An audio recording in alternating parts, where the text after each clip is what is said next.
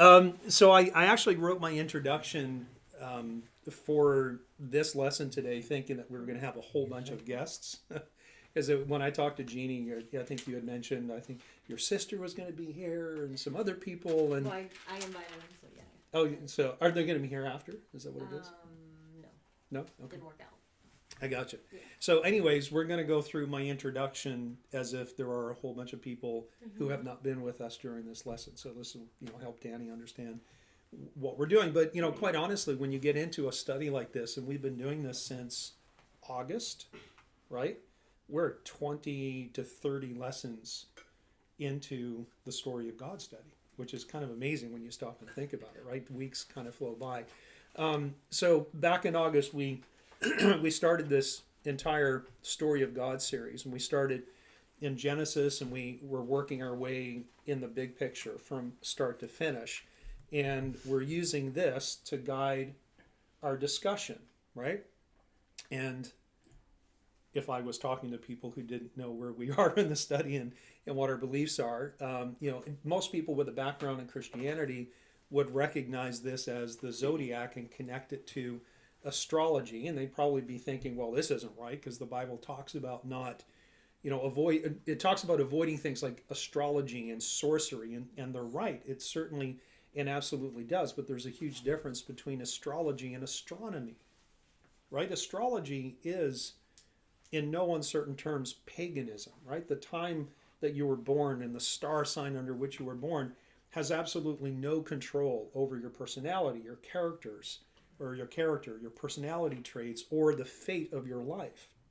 So whether you're a Leo like me, or a Pisces, or a Taurus, makes absolutely no difference in the world. None whatsoever. So astrology is paganism, avoid it, right? We are told to flee things like that. But astronomy, in my opinion, astronomy is science and, bless you. Astronomy is science and faith combined.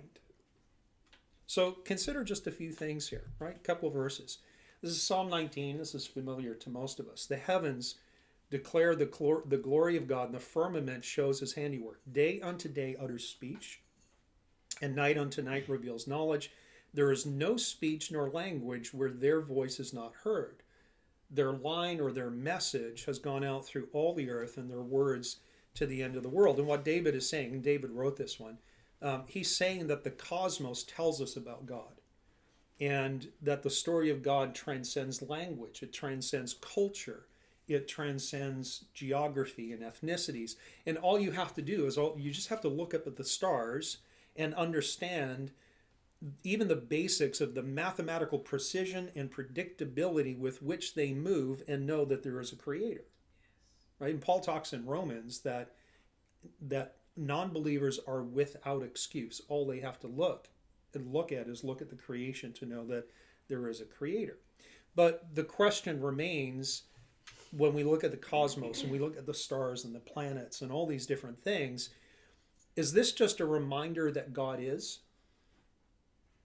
Is that all it does? Or do the stars tell us about God, about his character, about what he's doing throughout history and what he will be doing in the future? In Genesis 1, on the fourth day of creation, the record says this: Then God said, let there be lights in the firmament of the heavens to divide the day from the night, and let them be for signs and seasons, for days and years, and let them be for lights in the firmament of the heavens to give light on the earth. And it was so. And we've taught before about, in both the ancient, in the Hebrew and the Greek, the word that's translated as signs in these English Bibles that we read basically means an icon or a symbol that tells a greater story, or that has a message, right? It's not just, this is one of those words that we read and we gloss over without really getting the point of what Moses was trying to say when he said, hey, those things up there, God put them there to tell a story. Now, we understand in our culture that signs mean things. So if you look at these symbols, do they tell a story?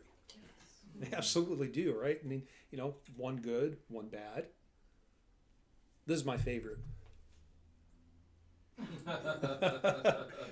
The ictus, the truth of God, consuming Darwinism and evolution. That's one of my favorites. You see that on on bumper stickers and on the back of cars all the time.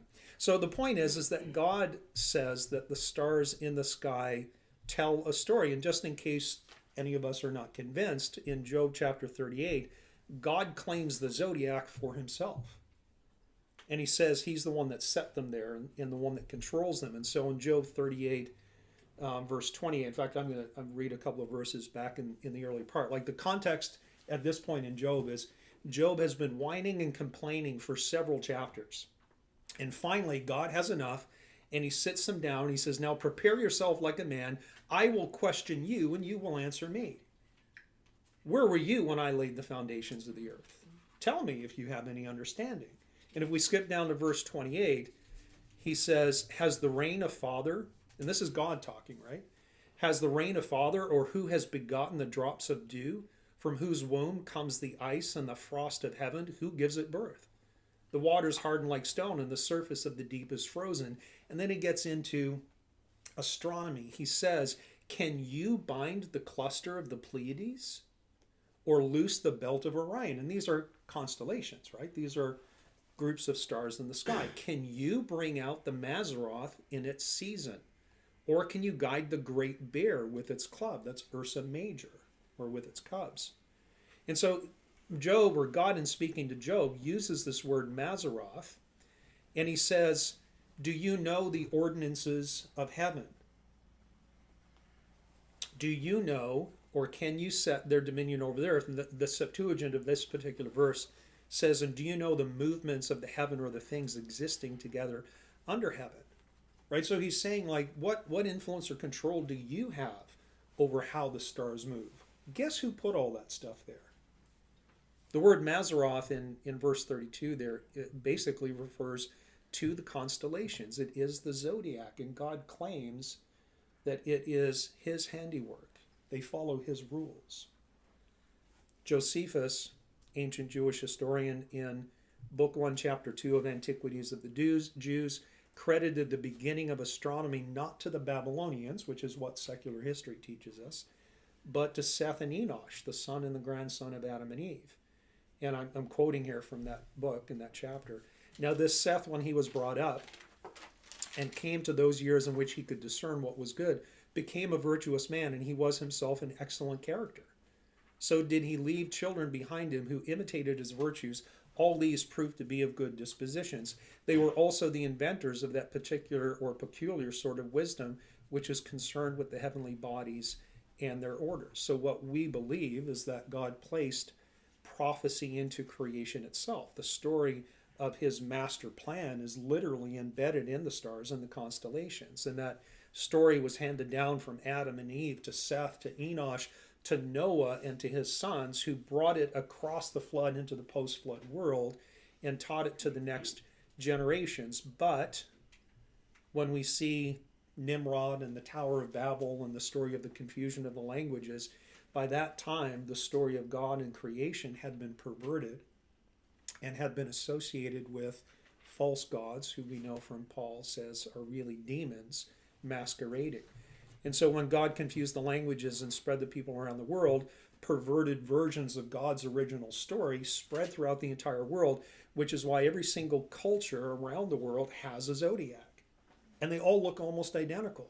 The emblems, the order, it's all the same, but the stories that they tell in different geographic regions and different cultures will be a little bit different. So we can easily demonstrate that the 12 signs of the zodiac do tell the entire story of God in order and sequence from Abraham to the return of Christ. And we can do that using just the Bible. Right? We don't have to make stuff up. We don't have to take the word of someone who's written something outside of the Bible to confirm that. And what we've done so far is we've gone through the first 4 signs, right? And I'll do a quick review here in a second. Capricorn, which is our next Mazzaroth sign, that started a few days ago, right? I've been showing you these screenshots. In fact, this is what the morning sky looked like looking east from Jerusalem on Tuesday, I believe it was, the 21st. January 21st. This is about 8 o'clock in the morning looking east. And so you can see the sunrise there over the eastern sky. And you can see the sun is rising just within the constellation of Capricorn, which is represented as a goat, and it's just left the constellation of Sagittarius, the archer. We just went through the story of the tribe of Joseph, specifically Joshua and the conquered land. And you can see a little further up, you can see Scorpio, and that's, of course, the story of Kadesh Barnea and the rejection that they experienced when they refused to go into the promised land. So I think it's, for all of us, it's important to remember that every single month, as the sun rises in a different constellation, that month tells a different story of God, a different part of the history. And it's been that way since the creation, which is an amazing thought, right? Now, Capricorn is represented as a goat, and we'll get to that point a little bit later, and I'll explain why it's an appropriate symbol, and it has to do with the story of David hiding in a stronghold called En-Gedi when Saul was trying to kill him, right? But for now, what I want to do today is, as we get into talking about David, I want to talk about the bigger picture, and I want to talk about some of the transitions that we're seeing or should be seeing in these stories. Now, does anyone remember the verse that we left off with last time?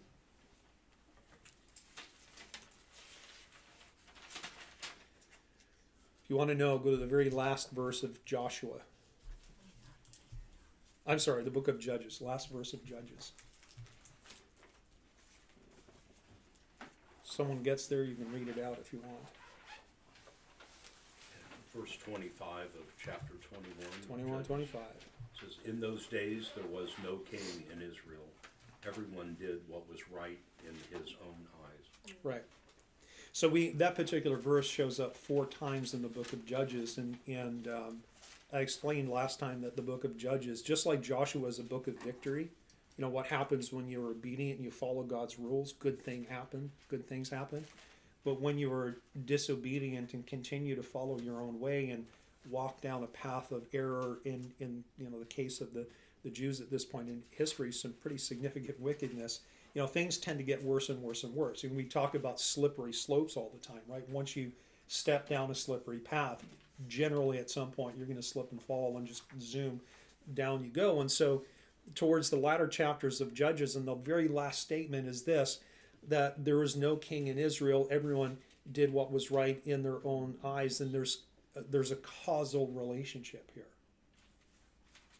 I made a comment, I believe last week, how the nation of Israel was stronger and they were more obedient when they were united geographically and under the authority of one person. They did way better. And it's not to say that there weren't times of rebellion and conflict and mistakes, because we certainly saw a lot of that under Moses, under his leadership. God started with a single man. He started with Abraham, right? And Abraham had 2 sons, and one of those sons had 2 sons, and one of those sons had 12 sons. And one of those 12 sons birthed the nation that was a couple of million people strong. And in the beginning, this baby nation of Israel, as they came out of Egypt and were given law, they were led by a prophet and a priest, right? Moses and Aaron. And then after that period of time, that still single nation was led by the warrior Joseph and the Levitical priesthood. But the nation remained still as a single unit until Joshua conquered the promised land and eventually split the land up among the tribes, and all the tribes left the collective unit and they went off into their own space. And it's very difficult to enforce, collective accountability. And sometimes these tribes were actually at war with each other. There were stories about how, not the Ishmaelites, but some of the tribes went against the tribe of Benjamin. And so during this period of the Judges, we had civil war, we had this kind of decentralized organization, and we had periods of time where the tribes or the whole nation was under the control and the influence of some of their enemies that would have been stronger than they were at given times, whether it was the Moabites or the Amorites or the Hittites or whatever. But then God would raise up judges, individuals who would then unite the nation. For a period of time, they would defeat their enemy with God's help, and they'd have peace for a couple of decades, but then it would happen again, right? Things would fall apart, and because there was no king, everyone would do what was right in their own eyes, and God would put them into subjection to one of their enemies again. And this was the cycle that kept playing out and playing out and playing out. So my question is this: why does God end Judges with this particular statement about Israel not having a king? Is it just a casual observation, just a little bit of trivia? Or is there something a little bit more profound going on? What do you guys think?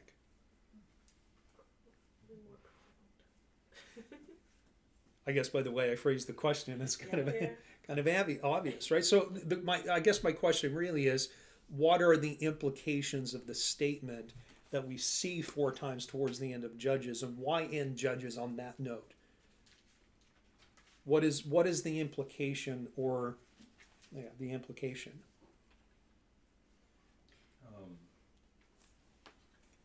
Ending it that way, in those days there was no king in Israel, everyone did what was right in his own eyes, shows an apostasy. Shows that, okay, fine. At that point, God's wrath and his judgment can come upon them because there's no one to direct them. They're doing what's right, what they think is right in their own eyes, and they're Right. willing to follow God. Yep.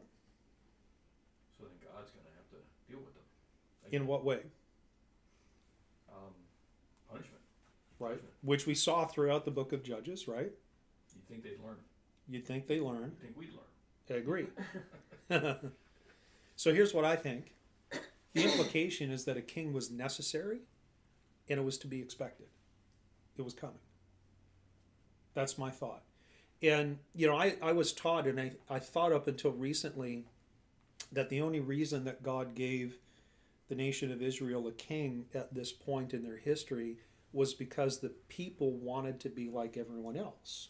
And I've heard quotations of, we want to be like everyone else. We want to have a king that, goes out and comes in and protects us and leads us in war. But I'm not so sure that this step in Israel's history wasn't God's plan all along.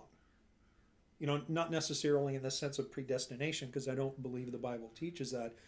But we do know that God has foreknowledge, and that he has planned the course, not just of the nation, but of the entire world from beginning to end, right? Because there is a point where his son will come back to claim his inheritance. Go to 1 Samuel chapter 8.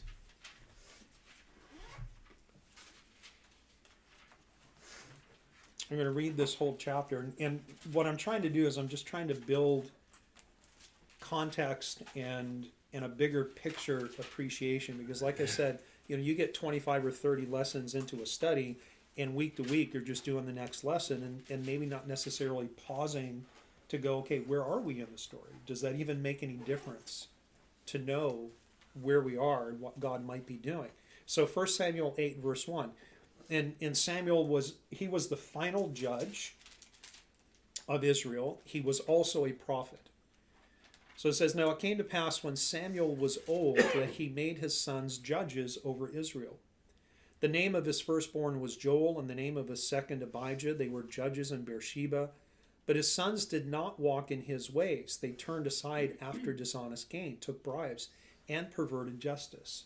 Then all the elders of Israel gathered together and came to Samuel at Ramah and said to him, look, you're old, and your sons do not walk in your ways. Now make us a king to judge us like all the nations. So right away we see the people trying to exercise discernment. Right? I've heard so many lessons taught on this where it's portrayed as if their request for a king was a mistake. And I'm not convinced anymore that is true. And I'm going to try to build a little bit of an argument. So my thought is they're trying to exercise discernment. Samuel was a good judge, but his sons, not so much. What do you think the people's, knowing the character of these sons, what do you think their expectation was for their own personal well-being as well as the well-being of the tribes and the nation if these two sons were allowed to be the judges of Israel? What do you think would happen? What is the history of what happened when the leadership went bad? And that's a long history, right? And there's more of that to come, because even having a king didn't fix everything, right? We still see that same pattern playing out. the people were expecting bad things to happen when Samuel died because of the character of his sons. And that's why the record says Samuel was a good man, but his sons did not follow his ways. It seems to me that the people were asking the wrong thing, they were asking for the wrong thing for the right reason. Does that make sense? Okay. Verse 6. But the thing displeased Samuel when they said, "Give us a king to judge us." So Samuel prayed to the Lord. And the Lord said to Samuel, "Heed the voice of the people in all that they say to you, for they have not rejected you, but they have rejected me, that I should not reign over them." Right? And so we have this picture that even though the nation was led by Moses and Aaron at one point, and Joshua and whoever the high priest was, it was still God that was in control. Always has been. But whether the people cognitively put themselves under his leadership, I think that's a little bit of a different thing. Verse 8, according to all the works which they have done since the day that I brought them up out of Egypt, even to this day, with which they have forsaken me and served other gods, so they are doing to you also. Now therefore heed their voice. However, you shall solemnly forewarn them and show them the behavior of the king who will reign over them. So when the people came to Samuel and said, "Hey, we don't want your sons, we want a king," they were trying to do what they thought was, maybe in their power, exerting their influence to create a better situation for themselves and for the nation. And we don't see God saying don't do it. We see him immediately granting permission. Immediately. Do you think that this request for a king caught God off guard? Kind of a silly thought, right? Right? And we know this for sure because in the next sentence or two, he predicts what this first king will do, and he has Samuel turn around and warn the people in verse 10. So Samuel told all the words of the Lord to the people who asked him for a king, and he said, "This will be the behavior of the king who will reign over you. He'll take your sons and appoint them for his own chariots and to be his horsemen." Now this is the first mention in the record of the nation of Israel using chariots, right? We talked about this before, that when they came into the promised land with Joshua, they were just strictly foot soldiers going up against nations who in some cases had 600, 700, 900 chariots made of iron. Yet God was the one who gave them the victory, right? And under normal circumstances, from a military perspective, the army with the chariots always wins. But not so with God, right? With obedience of the people. Verse 12, he will appoint captains over his thousands and captains over his 50s, and will set some to plow his ground and reap his harvest, and some to make his weapons of war and equipment for his chariots. He'll take your daughters to be perfumers, cooks, and bakers. He'll take the best of your fields, your vineyards, your olive groves, and give them to his servants. He will take 1/10 of your grain in your vintage, and give it to his officers and servants. And he will take your male servants, your female servants, your finest young men, your donkeys, put them to his work. He'll take 1/10 of your sheep, and you'll be his servants. And notice this, and you will cry out in that day because of your king whom you have chosen for yourselves, and the Lord will not hear you in that day. Now, as I read that, it kind of reminds me of the bondage from which they cried out when they were in Egypt. Because didn't Pharaoh own everything? They did. And it seems that they are willing to put themselves back into a situation where they have obligations to somebody else to give their stuff and their people to. And for some reason, God's okay with this. He didn't try to stop him. He didn't say, heck no, that's not going to happen. He said, okay, but here's what is going to happen. He let him do it. Nevertheless, the people refused to obey the voice of Samuel. And they said, no, but we will have a king over us, that we may also be like all the nations, and that our king may judge us and go out before us and fight our battles. And Samuel heard all the words of the people, and he repeated them in the hearing of the Lord. So the Lord said to Samuel, heed their voice and make them a king. And Samuel said to the men of Israel, every man go to his city. I think most of us know who the first king was, right? Who was it? Saul. Just checking.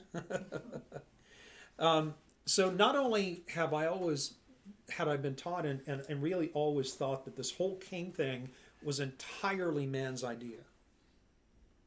I was also taught that God let the people choose their own king, and they chose Saul because he was handsome and tall and strong, and he kind of fit the image of what a king should look like, right? You don't think of Napoleon, who was like 5'2" or something like that. I mean, you think of, I don't know, like King Arthur, right? You know, think of movies, right? We have this image of what a king should look like and how they should act, right? And how many of you were taught that the people chose Saul? I was. Chase was. You were. Anybody else? Not sure. Right? Did you think that? I just want to make sure that I'm not off base. Did anybody here think that the people chose Saul? Yeah. Me too. Right? I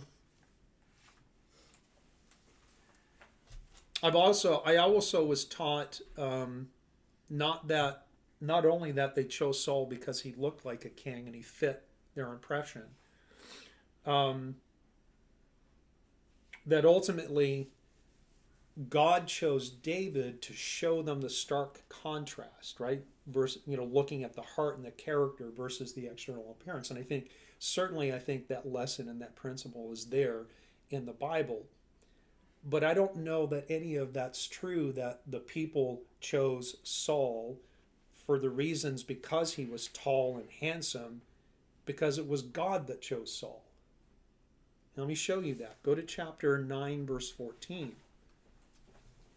It just amazes me. I've read these stories over and over and over again, yet come away still not capturing the details.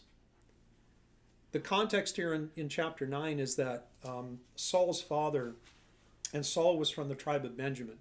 Saul's father lost some donkeys, and he sent Saul out with a servant or two to go pick them up, to go find them.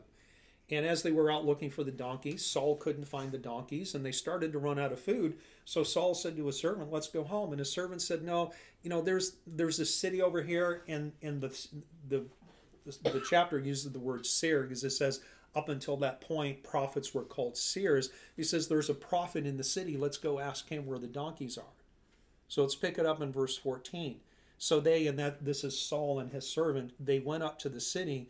As they were coming into the city, there was Samuel coming out toward them on his way up to the high place. Now, what was happening locally is that they were having some kind of a local festival or feast day. There was a sacrifice. Saul was there to bless the sacrifice so that the feast day could happen. And we know this because it's kind of written into the subtext. You can go back and read the rest of that chapter if you want to. So they went up to the city. As they were coming into the city, there was Samuel coming out toward them on his way up to the high place. Now the Lord had told Samuel in his ear the day before Saul came, saying, "Tomorrow about this time I will send you a man from the land of Benjamin, and you shall anoint him commander over my people of Israel, that he may save my people from the hand of the Philistines. For I have looked upon my people, because their cry has come to me." Their cry has come to me. So when Samuel saw Saul, the Lord said to him, "There he is, the man of whom I spoke to you. This one shall reign over my people." So who chose Saul? God did, right? But in the very beginning of chapter 9, it describes Saul and says he was taller than everyone else and he was very handsome. And there's just this assumption that the people chose him for those reasons. Not so. Skip down to verse 26. Samuel and Saul have dinner together at that local feast. Saul spends the night with Samuel, and in the morning they wake up and they set out. So in verse 26 it says, "They arose early, and it was about the dawning of the day that Samuel called to Saul on the top of the house." Why were they on the top of the house? Anybody know? And I know I've shown this before, like with, go ahead. Stargazing. What's that? Stargazing, maybe? Kathy? Didn't they sleep on the top of the house? Yeah, in the summertime, they slept on the top of the house because it was the coolest part, right? They didn't have AC. So a lot of these ancient homes, you still see this over in the Middle East, homes were built with flat roofs and a parapet. In fact, in the law, God said when you get into a city, when you eventually have a city to build houses in, make sure you build a rail around your roof, because if somebody falls off your house, I'm going to hold you responsible. Kind of like involuntary manslaughter, right? God wrote that into the law back in Leviticus. So the Jews would build their houses with flat roofs so that in the summertime when it was so hot, they would actually sleep up on the roof. And imagine, this is something Tim pointed out years ago when we did the original Mazzaroth study. He said, I can imagine that fathers and sons would be laying out on the roof looking up at the stars talking about the story of God, right? Look at that's this constellation, and this is what it means to the history of our people. So verse 26, they arose early. It was about the dawning of the day that Samuel called to Saul on the top of the house, saying, get up, then I may send you on your way. And Saul arose, and both of them went outside, he and Samuel. As they were going down to the outskirts of the city, Samuel said to Saul, tell the servant to go on ahead of us. And he went on, but you stand here a while, that I may announce to you the word of God. Then Samuel took a flask of oil and poured it on his head and kissed him and said, is it not because the Lord has anointed you commander over his inheritance? Somebody pick those last few words apart for me.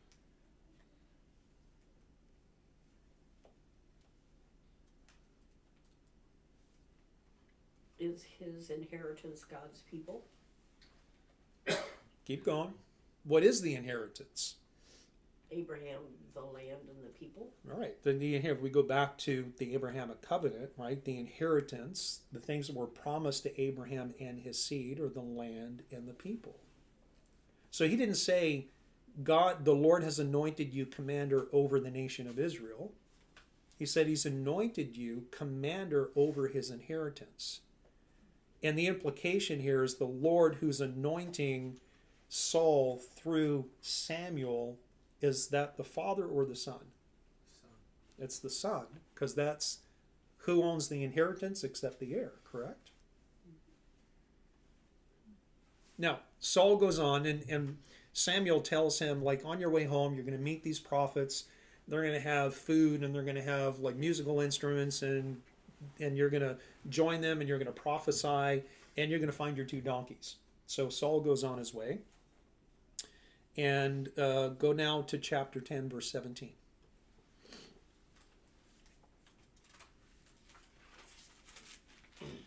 Saul is now home. He's got his 2 donkeys.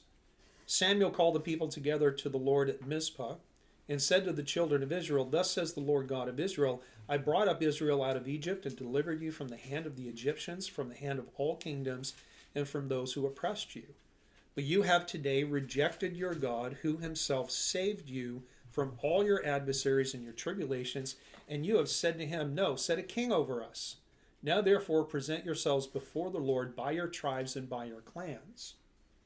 And when Samuel had caused all the tribes of Israel to come near, the tribe of Benjamin was chosen. And when he had caused the tribe of Benjamin to come near by their families, the family of Matri was chosen, and Saul the son of Kish was chosen. But when they sought him, he could not be found. Oh boy. So did God make a mistake? Choosing a coward? No, God doesn't make mistakes. He doesn't make mistakes, does he? Therefore they inquired of the Lord further, has the man come here yet? And the Lord answered, there he is, hidden among the equipment. So they ran and brought him from there, and when he stood among the people, he was taller than any of the people from his shoulders upward. Now, I don't think that's a compliment.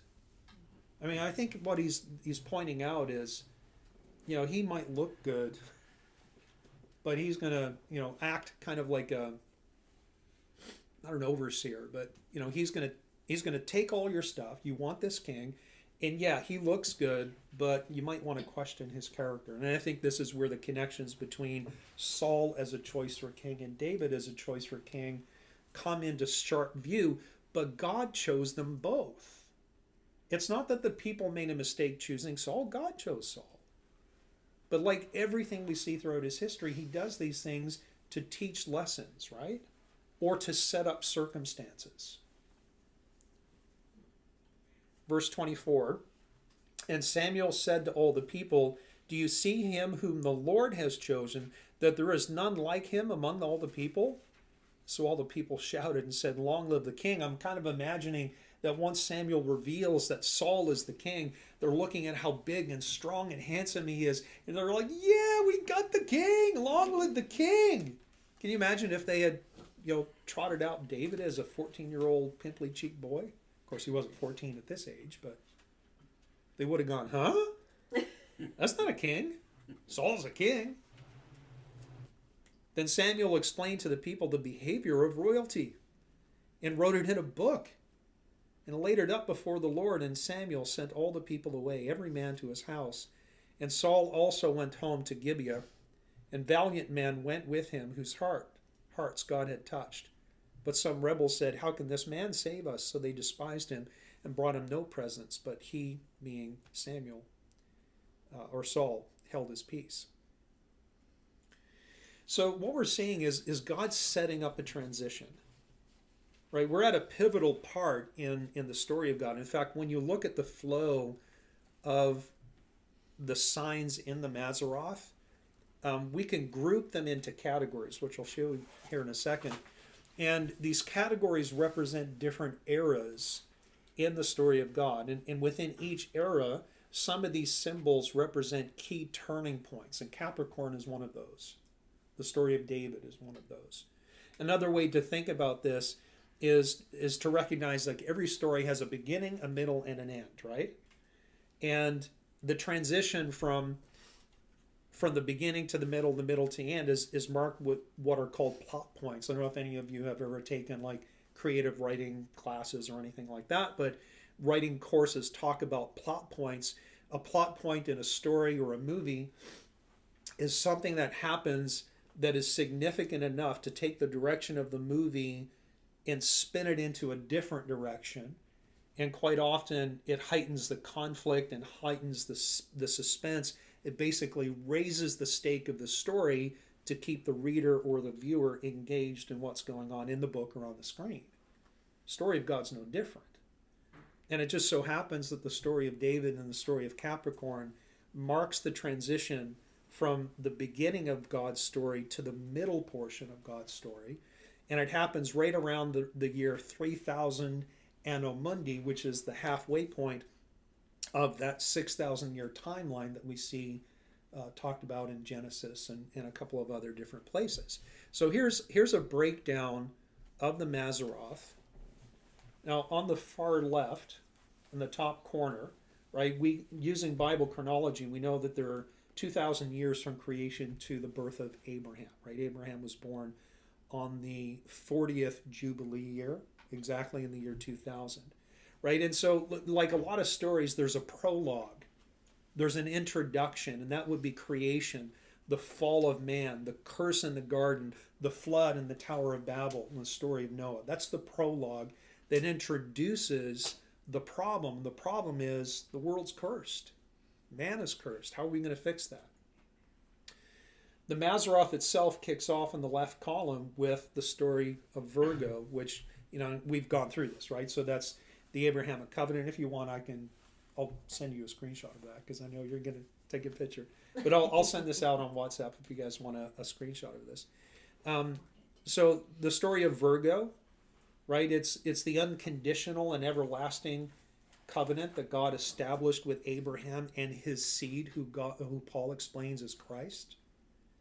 The grouping of Libra, Scorpio, and Sagittarius tells the story of the first Passover and the Exodus from Egypt, the giving of the law at the first Pentecost on Mount Sinai, the rejection at Kadesh Barnea, 40 years of wandering in the wilderness, the conquering and the distribution of the promised land under Joshua, and the time of Judges, where the people went wrong again.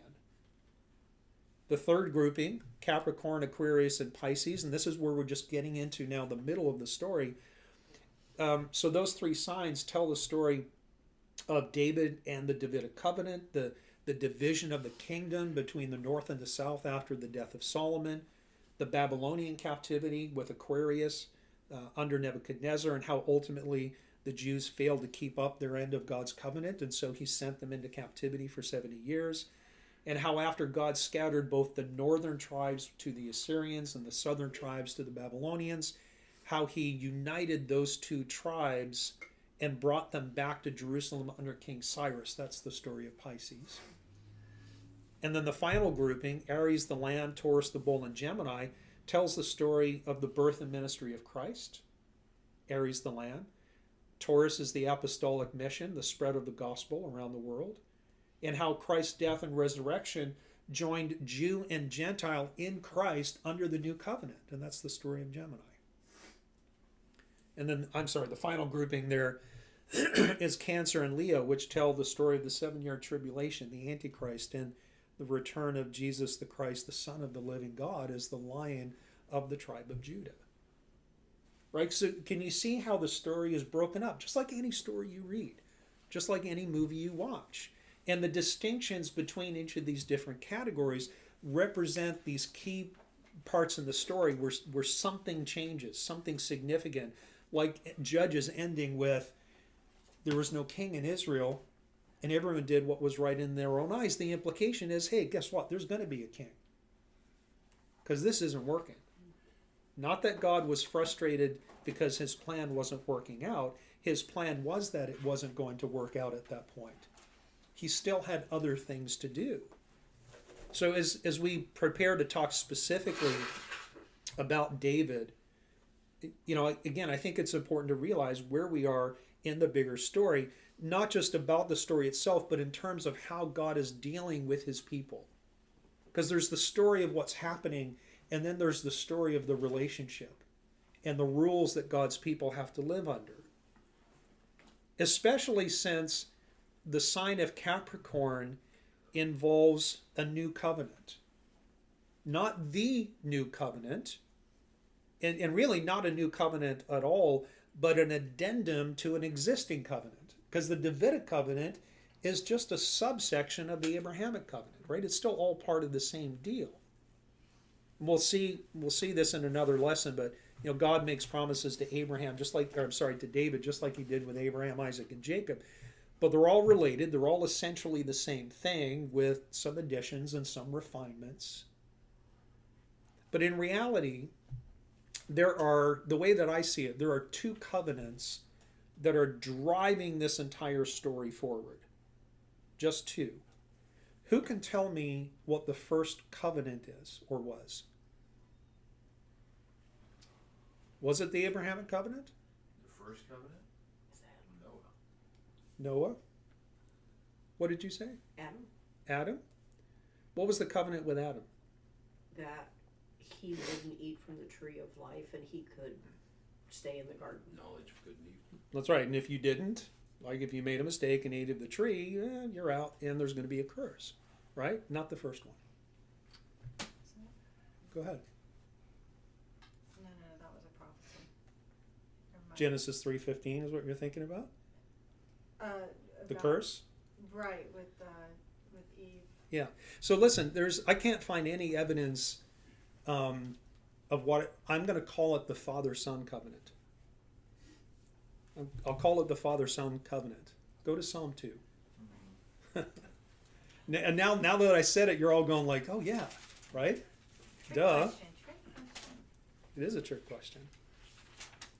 Psalm 2, probably, maybe aside from Galatians 3:16, probably the most often quoted verse in our group, in our ministry. Psalm 2, verse 6.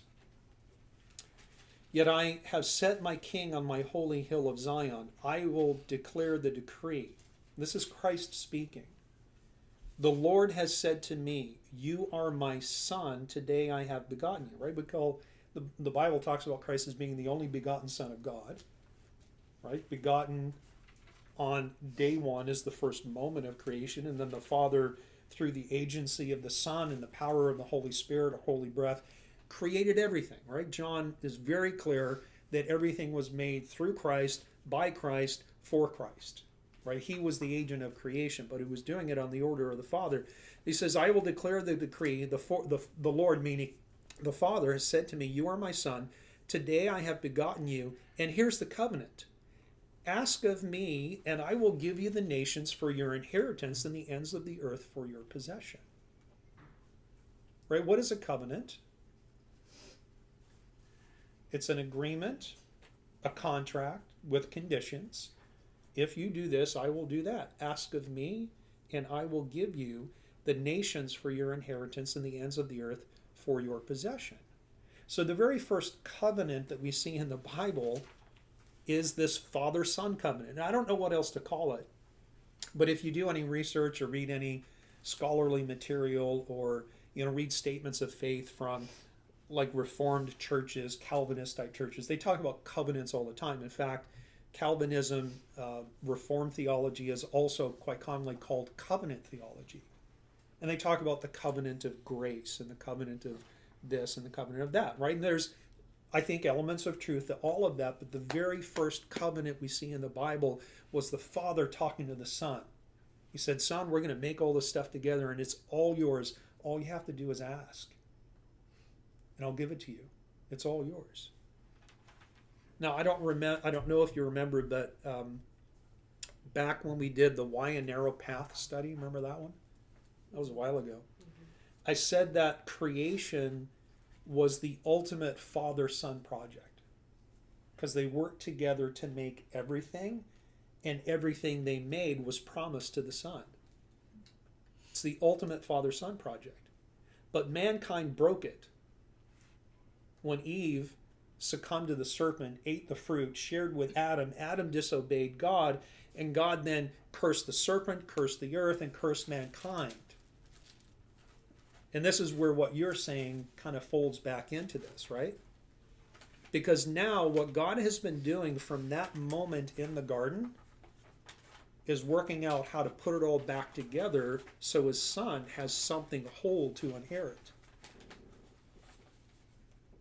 The father-son covenant sets the tone and the context for all covenants that come afterwards. The purpose of the Abrahamic covenant is to fulfill two things. The father-son covenant and the prophecy of Genesis 3:15. Can someone read Genesis 3:15 if they're close?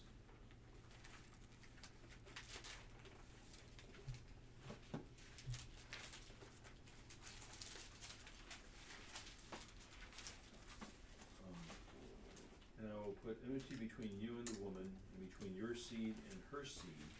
He shall bruise your head, and you shall bruise his heel. So in Genesis 3:15, it's right after the fall, and God is confronting the serpent and Adam and Eve. God curses the serpent, and he foretells that there would be a woman who would have a seed that would bruise the head of the serpent. And we've shown in other lessons how the woman actually is referring to Mary and not to Eve. Right? And we refer to things in Isaiah as well as in Psalms to show that. So the purpose of the Abrahamic covenant and the importance of the Abrahamic covenant is because it was the first step after the flood that God took to set things right, because he promised his son the inheritance. That's why we have the Abrahamic covenant. And I think it's critical to understand that God, when God chose Abraham, it wasn't for Abraham's sake. It wasn't for the sake of the Jewish people. In fact, at one point, when God was not too pleased, he said, I didn't choose you because you guys are awesome. I chose you because I love your fathers, Abraham, Isaac, and Jacob. And I made a promise to them. That's why you're here. It's not because you're like awesome and great or more numerous than any other nation. He made it very clear to the nation of the Jewish people that the whole reason they were his special people was because he was working out the promises he made to the forefathers. And why did he make promises to Abraham, Isaac, and Jacob? Because he made a promise to his son. That's why. That's where it starts. He chose Abraham because at that time he was the best starting point to separate out his own people, to start training them in his ways, and to ultimately bring about his own prophecy of the seed, the Messiah, that would come to redeem the curse and inherit the land and inherit the people. All of which were promised to the only begotten Son a little over 2,000 years before Abraham was even born. David's story is unique for several reasons. It marks the midpoint of the bigger story. It takes all of the prep work of the prologue of creation and the Garden of Eden and the fall of man and the descent into wickedness and the choosing of Noah, the preservation of his family and the repopulation of the earth. And it shifts the direction to begin focusing on the coming Messiah. It continues, David's story continues this process of election where God is choosing from among all of his options through whom he would bring the Messiah, the seed. And it launches a new era, an era where the people would see continued failures of imperfect and sometimes very, very wicked kings.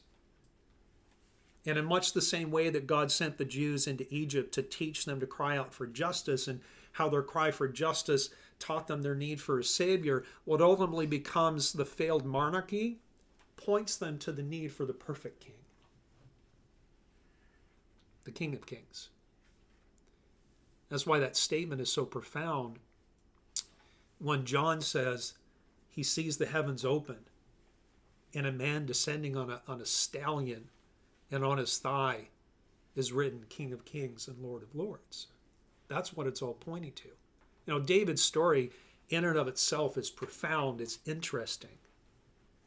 But we have to stop and step back and go, okay, why is this story even here? Is it because of David himself? Man, he was imperfect too. So just like David's story was not so much about David as it was in the bigger picture, it was a pivot point in the story of God that ultimately pointed towards the Son.